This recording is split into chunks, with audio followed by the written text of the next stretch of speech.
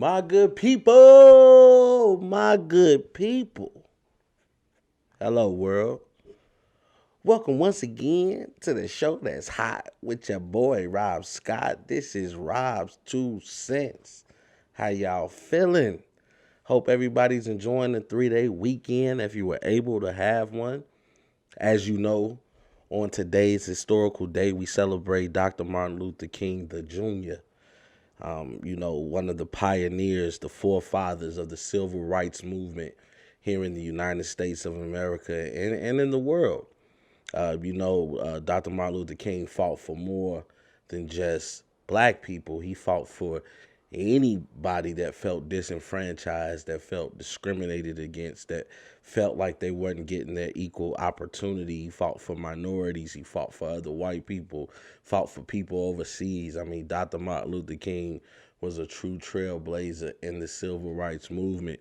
And, I personally want to thank him for everything he did for my people and for me, for me to even have the opportunity to, have a job, to vote, to be seen, somewhat equal in this country, to have platforms like this, to, have my fair shot at living my dream and having those American rights that were promised to everybody of, the pursuit of happiness, life, liberty, pursuit of happiness, so,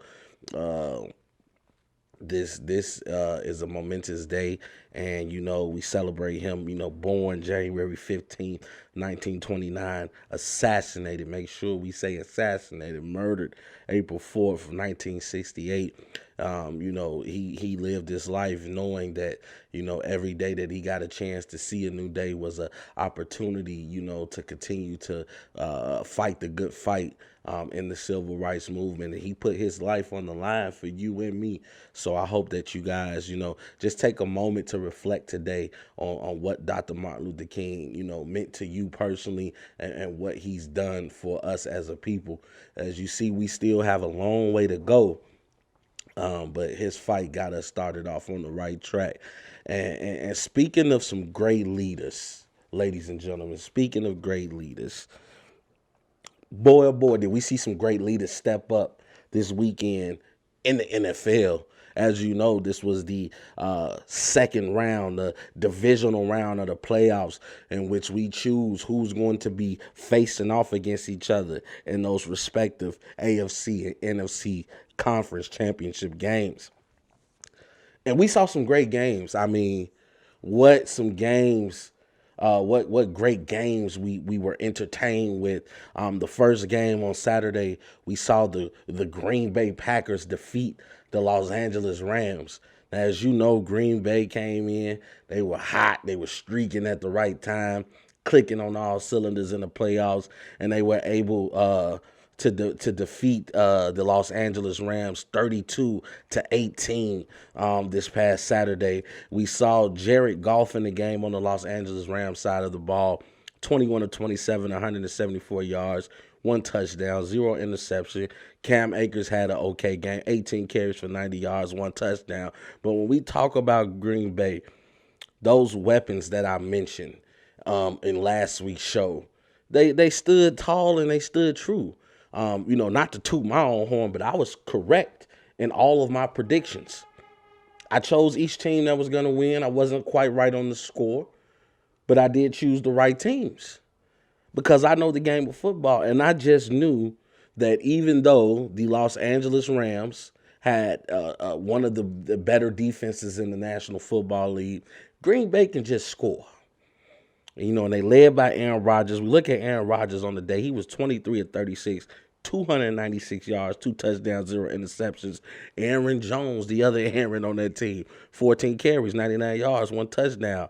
Alan Lazard decided to join the party today. 4 receptions for 96 yards, one touchdown, including that 58-yard dagger to ice the game by Aaron Rodgers, which was that one touchdown that he had.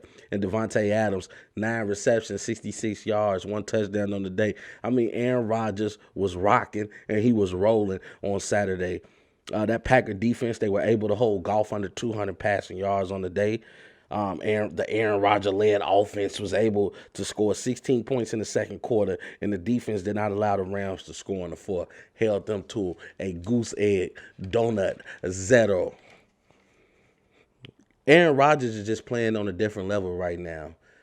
As you know, the Los Angeles Rams, they saw when you get to Lambeau Field, when you go against the Green Bay Packers, it's cold. It is cold. And you can Jared Goff did look to like that thumb was bothering him. As I say, he was able to complete his passes. It's just that defense was everywhere. They were able to get timely stops. Just left Los Angeles Rams all discombobulated. And Aaron Rodgers was literally able to pick that defense apart. I know they said Aaron Donald had some rib troubles. He had maybe some injured ribs. He wasn't quite the same, and I know that they were missing some key people on that defense with the Los Angeles Rams. But as the old adage goes, the game must go on. The show goes on, and Green Bay was able to show up, defeating the Los Angeles Rams 32-18. Then we look at the second game played that day, the Buffalo Bills versus the Baltimore Ravens. And what we saw for the Baltimore Ravens, I'm still in disbelief, because the Baltimore Ravens were pretty much shut out. Did not score a touchdown the whole game. Only was able to put up 3 points in that game. And the Buffalo Bills were able to defeat the Baltimore Ravens 17-3. We look at Buffalo and what they were able to accomplish. Josh Allen, 23 of 37, 206 yards, 1 touchdown, no interceptions. His boy, his partner in crime, Mr. Stephon Diggs, stepped up big. 8 receptions for 106 yards, 1 touchdown on the day. And we look at what that Buffalo defense was able to do to Lamar Jackson, 14 of 24, only 162 yards on the day, 0 touchdowns, 1 interception. He also had 9 carries for only 34 yards. They were able to stop Lamar Jackson at what he does best, and that is run the football. Unfortunately, we lost Lamar Jackson at the end of the third quarter on a horrible snap from the center. The ball went over his head. He chased it down. Unfortunately, it got down to about the 2-yard line, and he was able to recover the football. However, he took a nasty hit, and Lamar Jackson is now under the NFL's concussion protocol. So he did not return in that fourth quarter. And Tyler Huntley made his appearance in the playoffs. He was 6 of 13 for 60 yards, 0 touchdown, 0 interceptions. The staple of the Buffalo Bills all season has been defense. They made Lamar Jackson uncomfortable all game. Even when Lamar Jackson was able to run out of the pocket, he saw somebody there all game. They did not give him any lanes to run in. They QB spied him pretty much the whole game. Through the first 2 quarters, both defenses held each other to 3 points. And it was tied 3-3 going into the second half. However, in that third quarter, Josh Allen was able to find Stephon Diggs for some key receptions, including a touchdown. Then Lamar Jackson threw a pick 6 in the red zone. He threw a pick 6 in the red zone. Ladies and gentlemen, this is Lamar Jackson's first interception in the red zone of his very young career. It was taken to the house by Taron Johnson for 101 yards. A pick 6 for 101 yards. When we saw that pick 6 happen, when we saw that interception happen, we just knew that was the end of the Baltimore Ravens. That Bills defense stood up. And then, of course, we saw Lamar Jackson go down with the nasty hit in the end zone. In his end zone. In the Chiefs end zone. Buffalo Bills end zone. He took a nasty hit. And now he's in that concussion protocol. Bills, your winners, 17-3. So right now we have Green Bay and Buffalo Bills, who's going to be representing their respective conferences in the AFC and NFC championship games. Let's look to Sunday's action to see who their opponents will be. The first game of Sunday, we had the Kansas City Chiefs versus the Cleveland Browns. As we know, we saw the whooping that the Cleveland Browns put on the Pittsburgh Steelers on last week when they came out the gate, scored 28 first quarter points, an additional 7 points in the second quarter, bringing their total to 35 points in the first half. However, that was not the case this week versus the Kansas City Chiefs, because the Kansas City Chiefs were able to defeat the Cleveland Browns 22-17. Baker Mayfield, 23 of 37 on the day for Cleveland, 204 yards, 1 touchdown, 1 interception. Nick Chubb, who I felt they should have went to a lot more, 13 carries for 69 yards, no touchdowns. Kareem Hunt, in his revenge game, as you know, he played for the Kansas City Chiefs before he had that off-field incident regarding that young lady where it was alleged that he put his hands on her, and he was cut from the Kansas City Chiefs. He was able to, beat his case and able to make his return back to the NFL, where he was picked up by the Cleveland Browns. So this was a revenge game for him. But he only went 6 carries at 32 yards for 1 touchdown. Jarvis Landry had 7 receptions, but ironically only had 20 yards. That's a lot of catching that he was doing to not go anywhere, but he did have 1 touchdown on the day. But if we look at Patrick Mahomes, who, if we talk about great leaders in the NFL, you're going to mention Pat Mahomes. Very tough, very, very crafty, he's elusive, knows how to step outside of that pocket and create time for his receivers to get open. He had he was 21 of 30 on the day, 255 yards, 1 touchdown, 0 interceptions. Also had 3 carries for 14 yards and 1 rushing touchdown. Patrick Mahomes was doing it all on Sunday. However, he left with 7 minutes in the third quarter. He had a QB scramble where he was trying to pick up the first. Took a nasty little hit. And I won't even say a nasty hit, because the hit didn't look as it didn't look that hard. Excuse me, gotta let this siren go past. But the hit didn't look that hard. But when they replayed it back on the TV screen, you can see that his head looked to take a nasty little bounce off of the field. And that ended the day for Mr. Patrick Mahomes.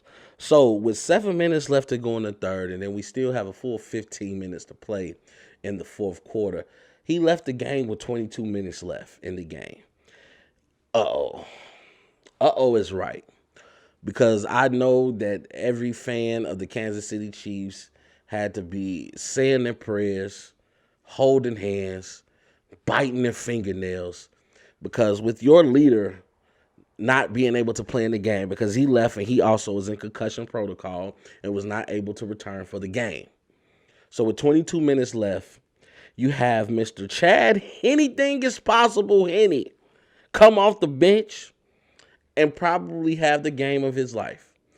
And not saying that he did much, but he didn't throw the game away. And that's all you can ask for from your backup, who is making his appearance in a divisional round of a playoffs. Mr. Chad Henne stepped up and did not throw away the game and was able to help the Kansas City Chiefs hold on for the win. He came in the game 6 of 8 for 66 yards, 0 touchdowns. He did have that 1 horrible interception. I don't know what he was thinking on that pass. I think he thought he was Mahomes himself, but he had came back down to his senses. Darrell Williams in for the injured Edward, who we're going to be talking about later on in the show.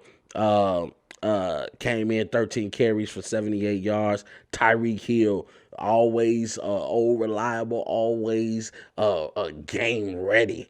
8 receptions for 110 yards. He didn't have any touchdowns on the day, but his running mate, his other receiver, Travis Kelce, 8 receptions for 109 yards and 1 touchdown on the day. We all know that Tyreek Hill and Travis Kelce are probably 2 of the best, if not the best, wide receiver tight end duo in the National Football League, and they were able to show up big, especially Tyreek Hill, who was able to pretty much ice the game on a 4th and inches, where Mr. Chad Anything is Possible Henny was able to hit him for I believe it was like a 5 or 6 yard gain, and he was able to just slide, take the contact, stay in bounds, ice the clock, and that was the game.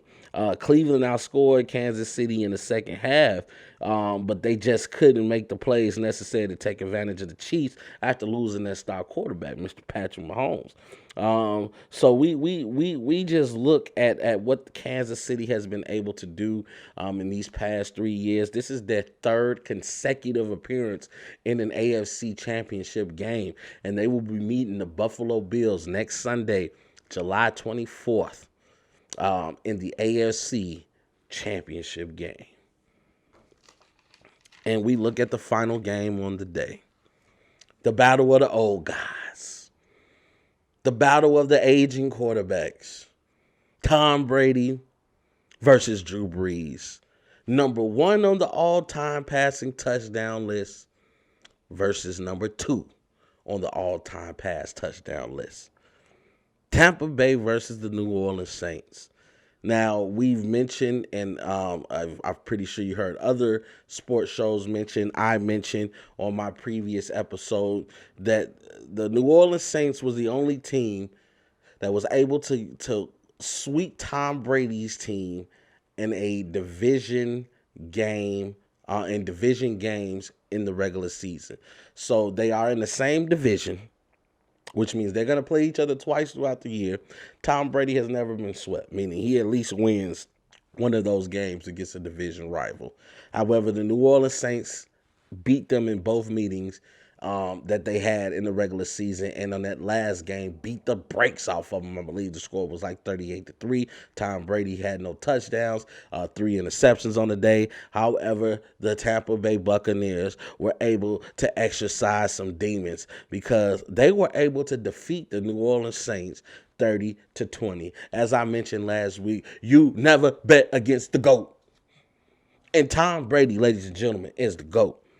But let's talk about what the Saints did on their side of the football. Drew Brees was 19-34, 134 yards, 1 touchdown, 3 interceptions.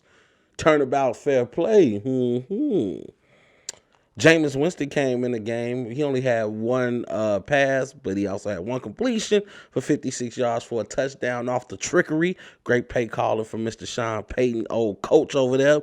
Alvin Kamara, old reliable. He was able to come in. He did his thing. He had 85 yards, 0 touchdowns, 18 carries on the day. Traquan Smith, 3 receptions for 85 yards, 2 touchdowns. And Michael Thomas.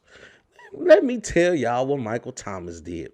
Michael Thomas was targeted 4 times, I believe, and he had a stat of 0, 0, 0, 0, and 0. 0 across the board. Michael Thomas had as many reception yards as I had in the divisional round of the playoffs. That's saying something. Michael Thomas, somebody put out an APB for Michael Thomas. He has gone missing. But we look at what Tom Brady did. Now, Tom Brady, I'm not going to say he had a spectacular game, but Tom Brady did enough to win.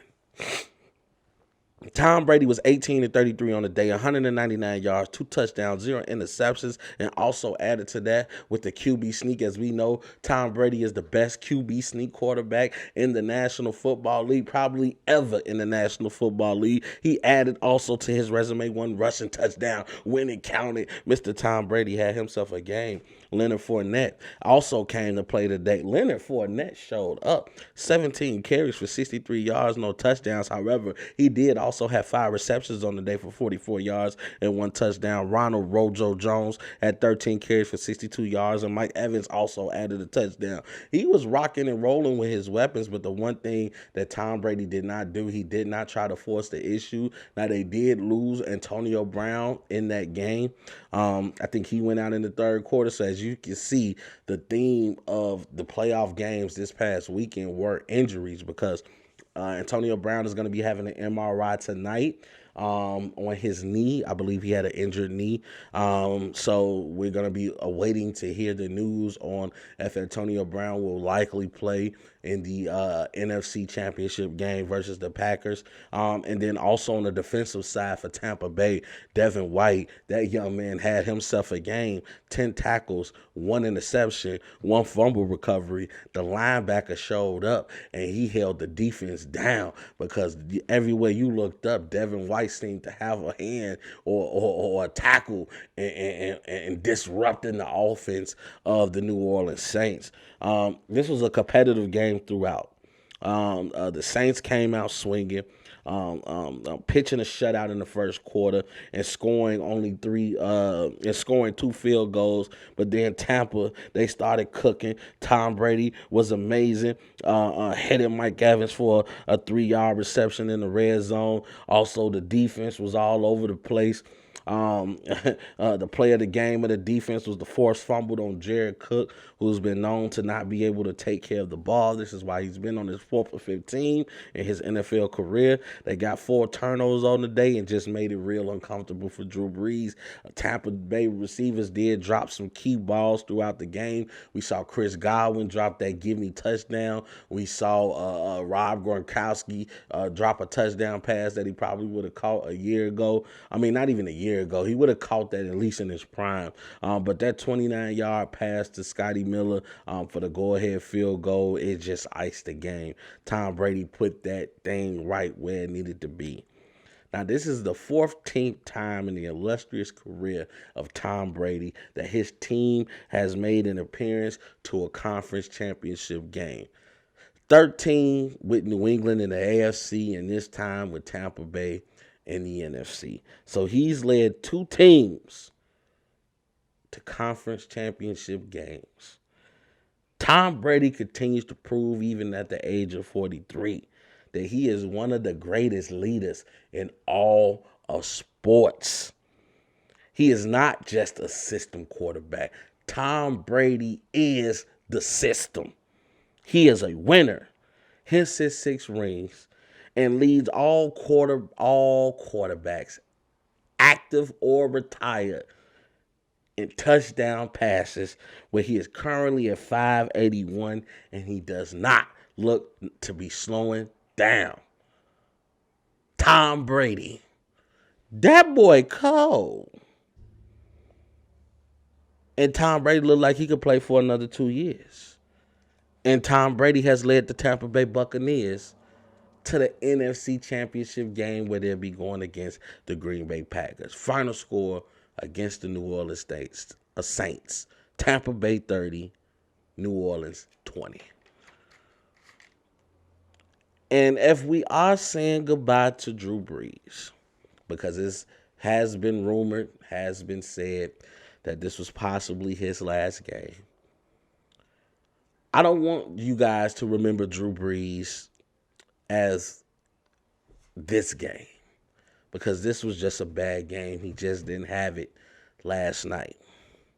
But I want you to remember Drew Brees as a winner. Remember that he turned his career around when he played with the San Diego Chargers. He was not so good out there. And he went to the New Orleans Saints, where he turned his career around, bringing a championship to that city in 2010 against Peyton Manning and the Indianapolis Colts, at a time when the city was struck by Hurricane Katrina and needed something to look forward to, needed something to cheer about. Drew Brees was the leader of the Who Dat movement. And we need to remember Drew Brees is number 2 all time on that NFL touchdown pass list, sitting at 571. If this is indeed Drew Brees' last game, I hope he enjoys retirement. And we thank him for his years of service in the entertainment industry, where each and every Sunday he went out there on the field and gave it everything he has. Hope you take some good time over the offseason to think about it, Drew. And if this is and if that was your last game versus the Buccaneers, farewell, my friend. And we got to switch it up a little bit and talk about the NBA, because the playoffs were a little bit overshadowed by an earth-shattering move within the NBA. James Harden was traded to the Brooklyn Nets, y'all. He reunited with his boy KD, was bought in as the insurance policy because Kyrie has just been out of his damn mind. Or Conry, as I like to call him, because he got a little bit of yay in him. He's been out from the team for the past week. for undisclosed reasons, whether it's been depression or what happened with the Capitol, the march on the Capitol. We don't know why Kyrie's been gone. And I tell you who else don't know why Kyrie's been gone. His bosses, the general manager, the coaches, they don't know why Kyrie has been gone. It's been said that he called his teammates at least and told them he wasn't going to be there. But you didn't think to call the people that employ you that write your name on the checks. You didn't think to give them a call to tell them you don't want to come play. I wish I could go to work and say, you know what, I didn't feel like showing up. And I don't call in and I still able to go in the next week and have my job. I wish I was able to do that. But unfortunately, in the real world, if you're going to call off, you better let your employer know where you're going. However, we saw Kyrie at a party for a family member.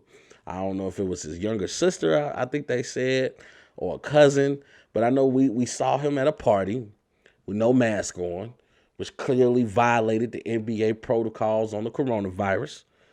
And he was fined $50,000 for that. And then we also saw Kyrie pop up in a Zoom meeting with New York City elected officials over, I guess, policies and procedures for the upcoming inauguration for Joe Biden. It was going to be taking place to ensure the betterment of minorities in this country. Now, I'm not saying that Kyrie is not a man of principle. As we all notice, Kyrie will stand up for what he believes in. He is one of the NBA players who actively speaks against racism, bigotry, and the disenfranchisement of minorities. But Kyrie, there's a better way to go about this. You don't take off from work and don't call your employees.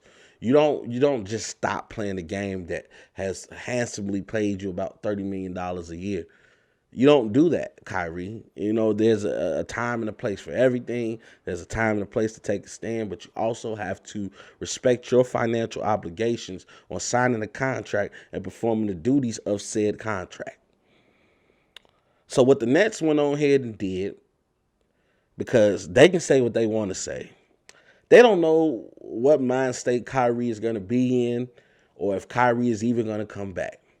So what they did was they went out and traded for the most expensive insurance policy in NBA history.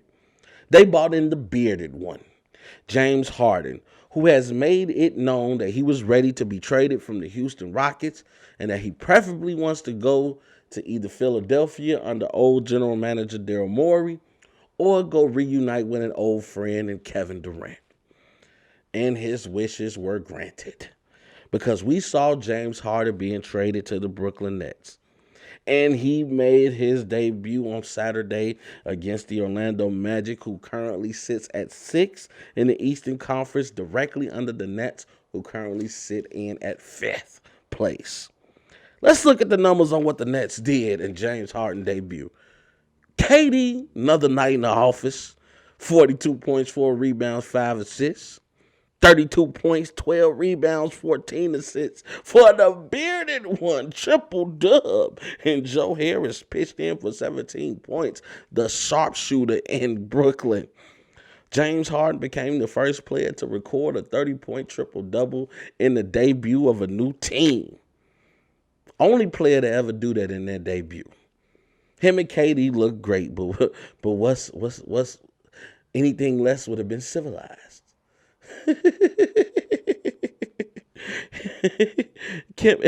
Harden did have 9 turnovers, but you know, with time and film study and him getting to learn the offense, those turnovers would come down.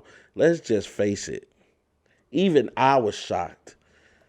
KD and James Harden look scary together.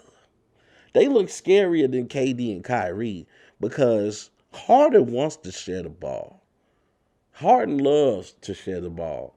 And we know that his point total is going to go down, but his assist total is going to be going way up. And I've already seen it. If Kyrie comes back to this team, Kyrie is going to have to learn to play off the ball. It would be in the best interest of the Brooklyn Nets to let James Harden run the show because James Harden has proven he can run the show. We seen what he's done already with the Houston Rockets, leading the league in assists and points, doing his thing over there. But now you give James Harden the ammunition to never get double teamed. He is going to have a hell of a year with KD. And Kyrie, unfortunately, is going to have to come back and stand in line because that's going to be the real question. We know KD and James Harden can play together.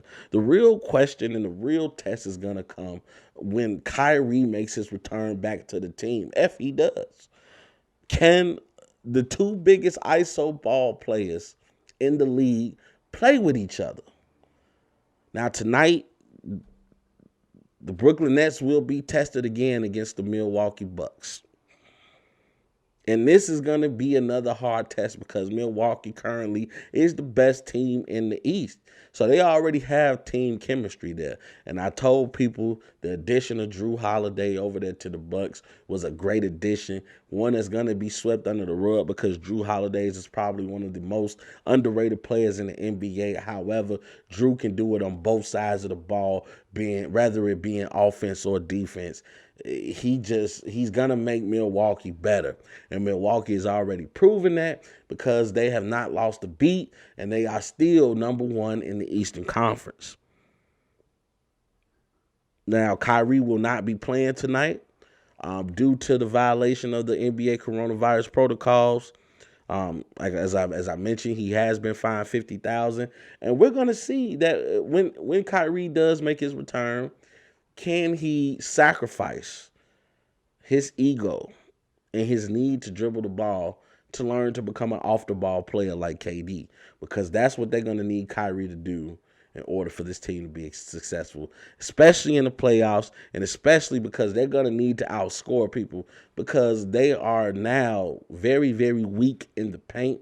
I hope to see Brooklyn maybe pick up one more big man before the trade deadline, just to give them some stability in the paint. But Orlando was able to score. Vucevic had about, I believe, 34 points. So Orlando was able to score down there in the paint, and they showed a lot of deficiencies that the Brooklyn Nets will have. But they were already struggling even when they had Jared Allen down there. So the Brooklyn Nets are really going to be the 2021 version of the Phoenix Suns from the heyday back in 2006 and up. They're just going to try to outscore everybody. That's what they're going to have to do to win. But right now, the Brooklyn Nets do look scary, and at this rate, they're probably going to be looking like the favorites to come out of the East, but only time will tell. And as we get down to the nitty-gritty of the show, we have to talk about the NFL, AFC, and NFC championship games. I want to give you my predictions. As I mentioned earlier, toot. Don't want to toot my own horn, but toot. That boy Rob was right on all of the picks from the games from this past weekend in the divisional round of the playoffs. So in the first game of the NFC champion of the championship games, we're going to have the NFC conference championship game in which we see Tampa Bay versus the Green Bay Packers. The battle of the GOATs. Because most people think that Aaron Rodgers, before it's all said and done, is going to be going down as one of the GOATs. But he's going to have a tough task in front of him because he's going to be playing against Tom Brady. And in their only meeting this past season, the Bucs did beat the Packers 38-10. Let's talk about what happened in that game. Aaron Rodgers was 16-35. He threw for 160 yards, 0 touchdowns, 2 interceptions, 1 including a pick six, taken right to the house. Aaron Jones that game, he had not arrived as of yet. He was only 10 carries of 15 yards, 1 touchdown. Devontae Adams, they were able to subdue him to 6 receptions, 61 yards on the day, 0 touchdowns. Then we look on Tampa Bay side of the ball. Tom Brady was 17-27, only 166 yards though, 2 touchdowns, no interceptions. Ronald Rojo Jones, he was having himself a game that day. 23 carries, 113 yards on the ground and 2 touchdowns. And Rob Gronkowski, the surprise of that game, 5 receptions, 78 yards for 1 touchdown. So the defense was almost perfect that day. I mean, the Buccaneers held the Packers to 0 points for the remainder of the game. They allowed them to score 10 points in the first quarter, but after that, they scored goose egg in the remainder of that game. Bucs came out in the second quarter, went for 28 second quarter points, and added 10 more points in the third. As we know, in that second quarter, Aaron Rodgers just started throwing interception after interception, including that pick six that went straight to the house. And then we saw that really the hardest challenge for the Bucs, who most people thought was going to be, were the Saints, and they just pretty much handily disposed of the Saints, no problem, without breaking a sweat. So I really think that now that Tom Brady has exercised his demons, the Bucs are going to be they're going to be too tough for a Green Bay defense who's not that good. I think they're going to be able to score. I don't think the Packers are going to be able to score enough, because I believe that the Bucs defense have finally awoken, and they're finally playing they're in their correct positions and running all the correct routes, and they're able to read the quarterbacks a lot more. Especially that game, we saw how they read Aaron Rodgers in the game that they met. So I got the Bucs beating the Packers 27-14. Tampa Bay will be your NFC representative in the Super Bowl game. And then the last game of that night, on that Sunday night, when we get to see the championship games, we're going to see Kansas City versus the Buffalo Bills in the AFC championship game. Pat Mahomes will be of concern as he continues to go through the NFL concussion protocol. We don't know if he's going to be able to return. I think more than likely a week should be more than enough time for him to recover and for him to, gain all his wits back and be ready to play in this game. In their only meeting in the regular season, the Chiefs won 26-17. Pat Mahomes had himself a game, 21-26, 225 yards, 2 touchdowns, no interceptions. Also had 10 carries and 36 yards on the ground. Clyde Edwards-Helaire was 26 carries and had 161 yards. He ran all over the Buffalo Bills. And Travis Kelce, 5 receptions, 65 yards, 2 touchdowns. The Bills defense, though, was able to hold Tyreek Hill to only 3 receptions and 20 yards on that day with no touchdowns. Josh Allen was 14-27, 122 yards, 2 touchdowns. He did have 1 interception on the day. However, he rushed the most yards out of even the running backs, because Josh Allen had 8 carries for 42 yards, which was the most rushing yards that day of any person that ran with the ball on the ground. Stephon Diggs was even held under control, 6 receptions for 46 yards and 1 touchdown. And the Kansas City Chiefs defense has been underrated. But with Honey Badger out there and other defenders that they have, the Kansas City Chiefs defense do make timely stops. Now, I don't put all my stock in that defense, because you can score on Kansas City. However, I just believe that when the defense are able to make stops and then the offense is able to come out led by Pat Mahomes and are able to score on you, that kind of deters any other motivation in the team.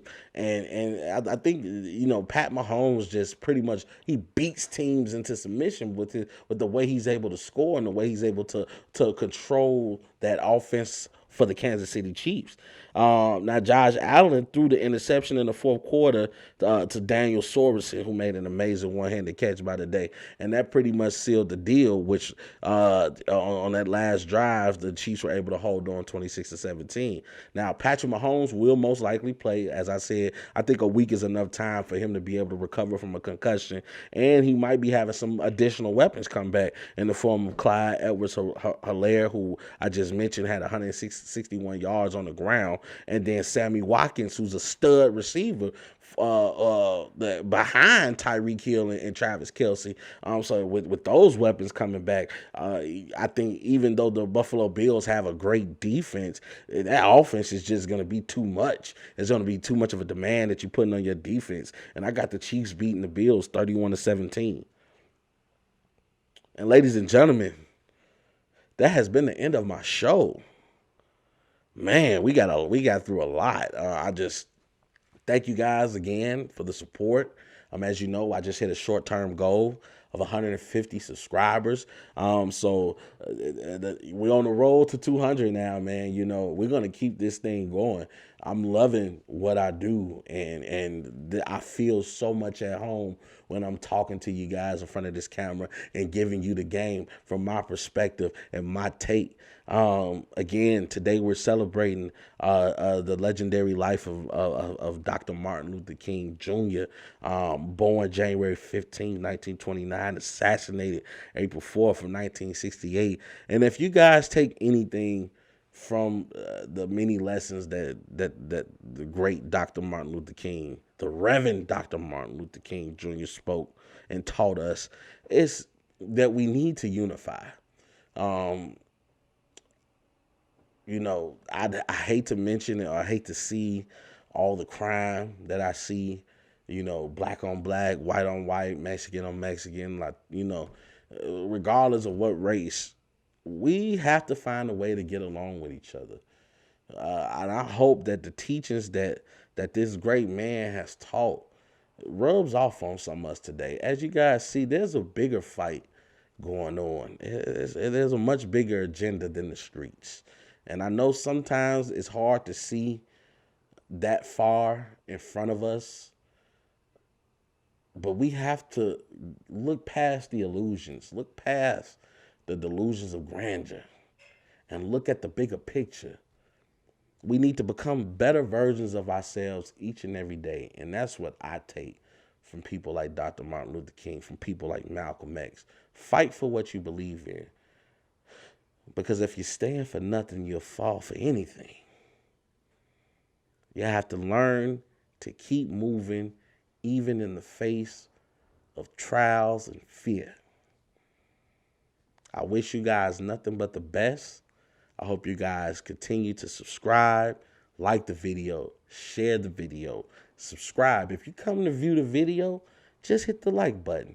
Hit the subscribe button. It ain't going to bite you. Come on back. We're going to be having episode 12. I'm thinking about doing a couple more shows a week. As I told you, I am at home when I talk sports. I want you guys to join in on the fun. Put in the comment section. Tell me what you thought about this past weekend playoff games. Tell me what you feel about James Harden going to the Brooklyn Nets. Do you think him and Kyrie will be able to play together? We know what KD can do. KD is going to be KD whether he has the ball in his hand or not. What do you think is going to happen? Tell me your predictions for the AFC and NFC championship games. Talk to me. I would love to answer back. I love you guys. Hope you guys have a great week. Set goals, set realistic goals. Once you set those goals, execute them. You guys have a great one. This has been the show that's hot with your boy Rob Scott. This is Robs2Cents. Be great, y'all. And you already know the slogan, baby. We gone.